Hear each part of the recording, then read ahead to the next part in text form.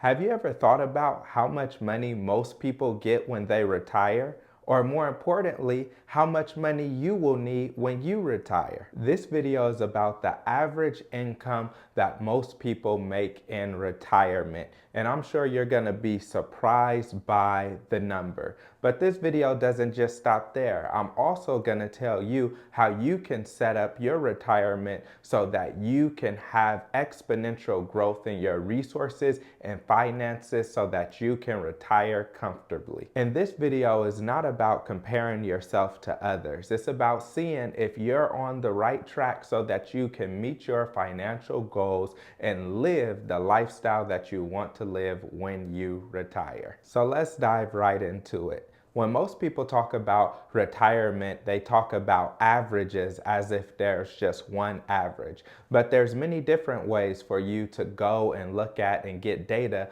on how to find out what the average retirement income is. So we're going to look at the mean, the median, and the mode. And if that's confusing you, then don't worry, I'm going to break it down for you. When looking at the mean income, what it means is what you're going to do is you're going to take everybody income, you're going to put it in a big pile, and you're going to divide that number by the number of people, meaning that what is the average? And so there's a huge discrepancy when you look at the mean income because it's anywhere from between like $45,000 to about $70,000. Data isn't great on that. And part of the reason is because people who are really rich, they skew the data, meaning you may have some people that get $20, $30, $40,000 a year in retirement, and then you have other people that get 10, 20, $30 million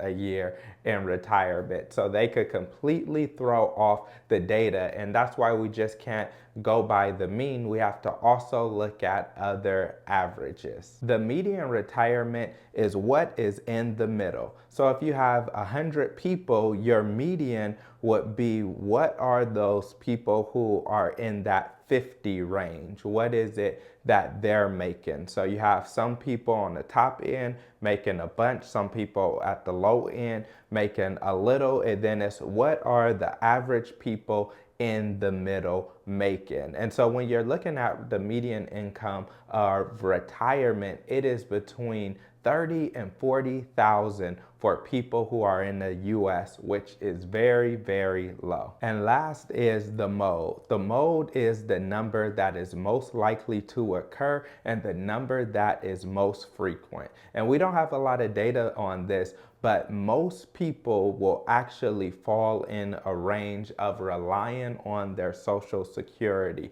And the average amount of Social Security is around a little bit under $22,000 a year. So you imagine people making slightly above that, and that is your mode. And I don't know about you, but I'm gonna need a lot more than $30, $40, or $50,000 a year to retire on. The reason that most people's income in retirement is so low is because they did not save in advance. A lot of people think that they'll be able to save more money later in the future, thinking I'll get a better job, I'll get a raise, I'll get a promotion, I'll be able to make more money in the future. And people just think about their present situation when they receive income or they're planning for retirement. People prioritize what they're doing today rather than prioritizing their future, which leaves them in a position to when they retire where they do not have a lot of resources. So I do not want you to be like them. Instead, I want you to start investing today. And if you feel like you're older and you've already missed the window, I want you to know that it is not too late. Every penny that you save helps you for your future. Let's look at how much money you'll need for retirement. In order to do this, we should consider the 4% rule, which means you should only take out about 4% of your retirement income or 4% of your total retirement each and every year. That way you don't have to worry about inflation and you can have your money for the duration of your life. What that means is if you have $1 million saved, you can only take out 4%, which is $40,000 a year. Or if you have $2 million saved, that's $80,000 a year. So for someone that's sitting there and they want $100,000 a year in retirement, you would have to save about $2.5 million.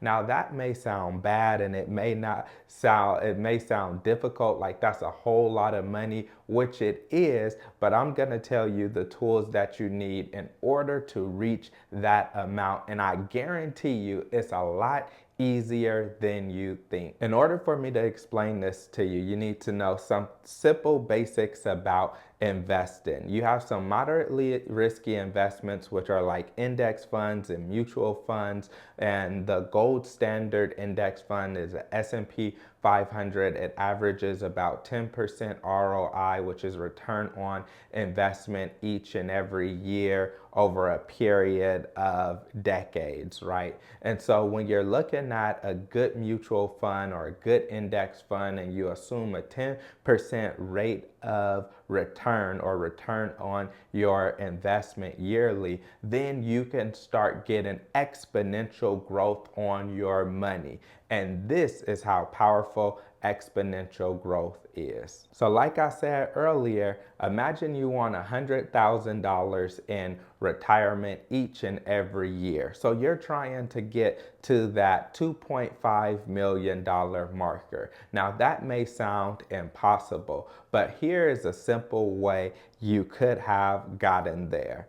If at 20 years old you started saving $200 each and every month and investing it into an index fund or mutual fund like the S&P 500 that gets 10% ROI on average, then what would happen is if you did that in your 20s, give $200 a month in your 20s, then in your 30s you gave $300 a month. In your 40s, you gave $400 a month. In your 50s, you give $500 a month. In your 60s, from age 60 to 65, you go ahead and give $600 a month. Then when you're 65 years old and you're ready to retire, you will have just about $2.6 million.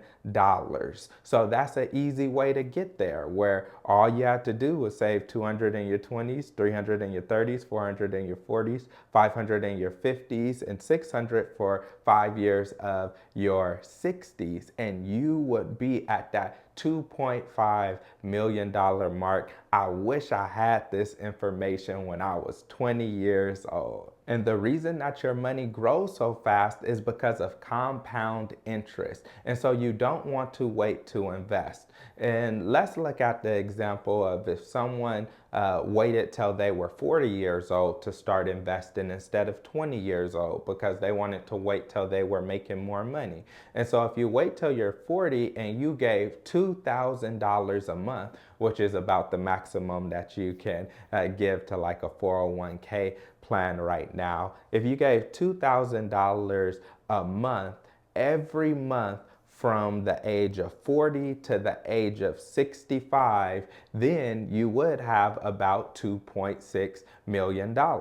So you have to ask yourself, is it easier for you in your 20s to save and invest $200 a month, or you in your 40s to save and invest $2,000 a month? Now, different people may have different answers, but I'm gonna opt for the $200 a month in your 20s. And if you're saying, well, I'm not in my 20s anymore, well, go tell some kids or grandchildren that these are some great ways for you to invest. And I'm going to show you a few more numbers that's going to blow your mind. Here's a simple way to get to $10 million.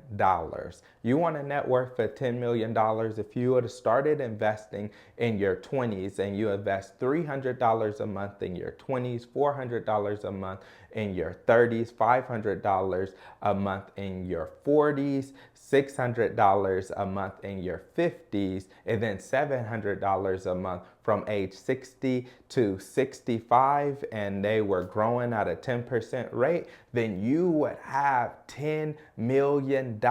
Imagine that, being a multi-millionaire, super rich, and people ask you, how did you do it? Then you say, well, I just saved $200 here and there, and then 300, 400, 500, and the most I've ever saved at one time was $600 that I went ahead and invested, and now I have $10 million because of compound interest. Compound interest is so important because your money starts making money for you. And so I want you to invest now and tell as many people as you can to go and to start investing early so they could benefit from that compound interest. If you enjoyed this video, then watch the other videos which are on my channel, which are all about financial literacy.